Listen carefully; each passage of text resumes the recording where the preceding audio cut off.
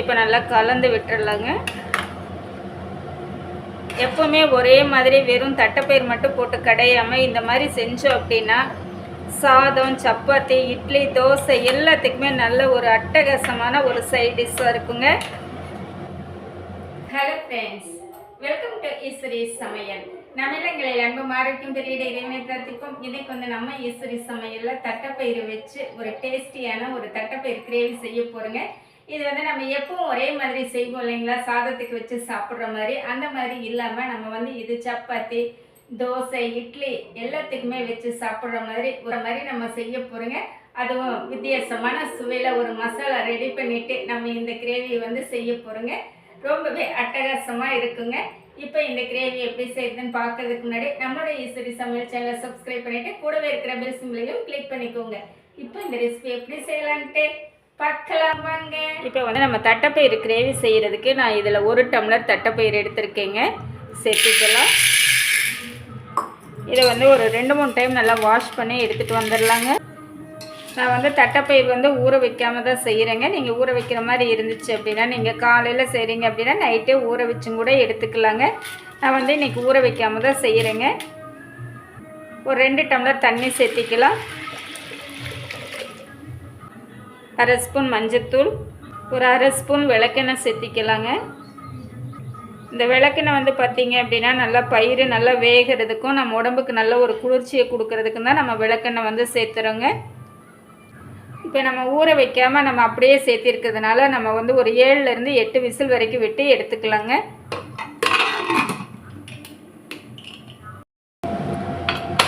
Whistle போட்டாச்சுங்க.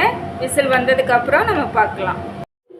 Masala வதக்கிறதுக்கு இப்போ ஒரு pan வச்சுருக்கேங்க, சூடாயிட்ருக்கு. ஒரு கைப்பிடி அளவு சின்ன வெங்காயம் சேர்த்திக்கலாங்க.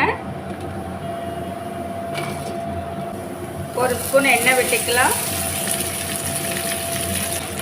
கலந்து விட்டுறலாங்க. வெங்காயம் வதங்கட்டும். ஒரு துண்டு பட்டை சேர்த்திக்கலாம். 1/2 ஸ்பூன் சோம்பு சேர்த்திக்கலாம். இப்போ இது எல்லாமே வெங்காயத்தோடு சேர்த்து நல்லா வதக்கிக்கலாங்க. வெங்காயம் நல்லா செவக்க வதங்கிடுச்சுங்க. 2 தக்காளி கட் பண்ணி வச்சுருக்கேன், சேர்த்திக்கலாம்.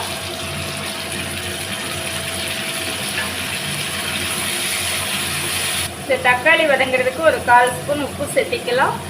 உப்பு சேர்த்திட்டோன்னா தக்காளி கொஞ்சம் டக்குன்னு வதங்கிடுங்க. தக்காளி வதங்கட்டும். தக்காளி இந்த அளவுக்கு வதங்கினா போதுங்க.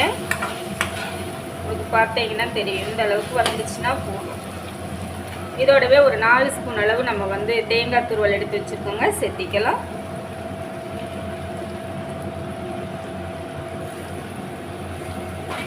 சேர்த்துட்டு நம்ம நல்லா ஒரு பரட்டுனா போதுங்க. அவ்வளவுதாங்க. அடுப்பு ஆஃப் பண்ணிவிட்டு எடுத்து ஆற வச்சுக்கலாங்க. நமக்கு இப்போ நம்மளுடைய மசாலா நல்லாவே ஆறிடுச்சுங்க. இப்போ நம்ம இந்த மிக்ஸி ஜாரில் சேர்த்திக்கலாம்.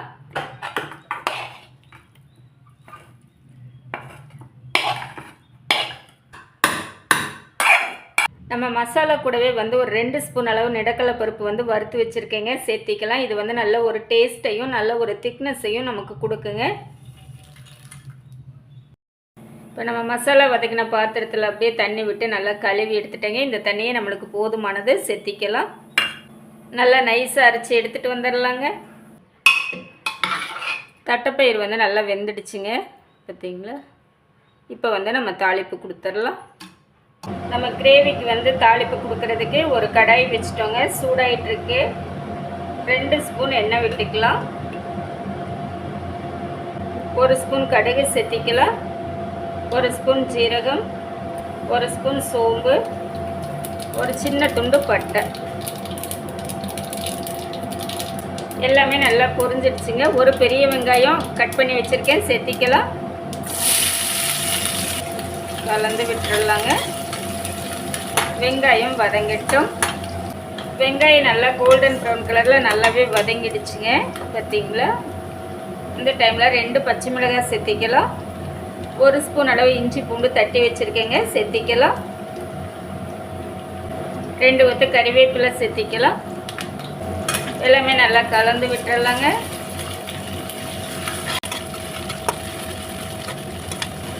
இந்த இஞ்சி வந்து நல்லா பச்சை வாசம் போக வரைக்கும் நல்லா ஒரு நிமிஷம் வதங்கட்டுங்க. இஞ்சி பூண்டு நல்லா பச்சை வாசம் போகிற அளவுக்கு நல்லாவே வதங்கிடுச்சுங்க. இப்போ நம்ம அரைச்சி வச்சுருக்கிற மசாலா வந்து சேர்த்திக்கலாங்க.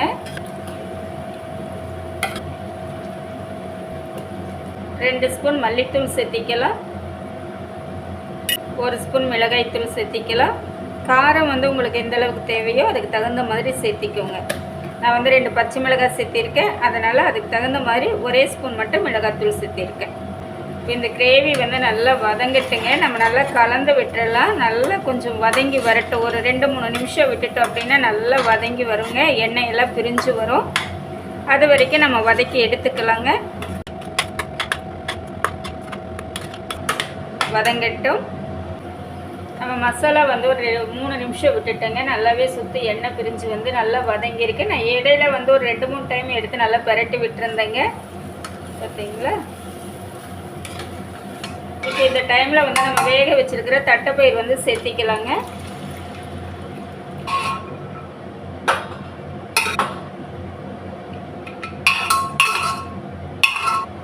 இதோடவே நம்ம மிக்ஸி ஜாரில் கழுவிட்டு அந்த தண்ணியை எடுத்து வச்சுருக்கோங்க, சேர்த்திக்கலாம்.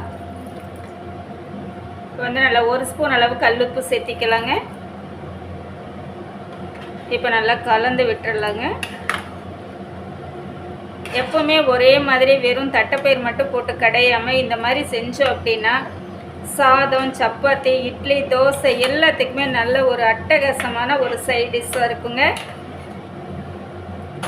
இப்போ நம்ம கலந்து விட்டுட்டோங்க. மூடி போட்டுக்கலாம். நல்லா கொதி வரட்டுங்க.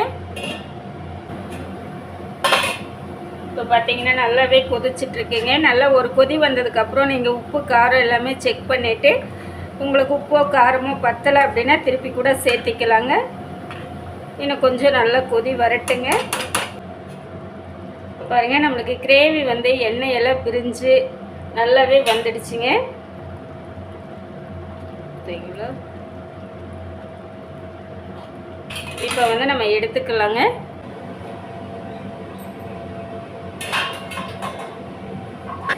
நம்மளோட தட்டைப்பயிறு கிரேவி வந்து ஜம்முன்னு ரெடி ஆகிடுச்சுங்க. மேலாப்பில் கொஞ்சம் மல்லி இலைகள் பிச்சு போட்டுக்கலாம்.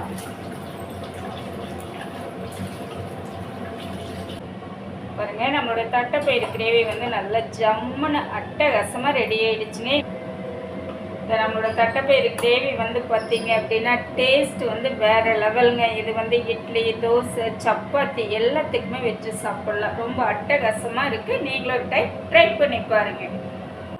எனக்கு நான் செஞ்ச இந்த ரெசிபி வந்து உங்களுக்கு ரொம்பவே பிடிச்சிருக்குன்னு நினைக்கிறேன். இந்த மெத்தடில் நீங்களும் செஞ்சு பார்த்து எப்படி இருக்குன்ட்டு மறக்காமல் கமெண்ட் பண்ணுங்கள். தேங்க்ஸ் ஃபார் வாட்சிங்.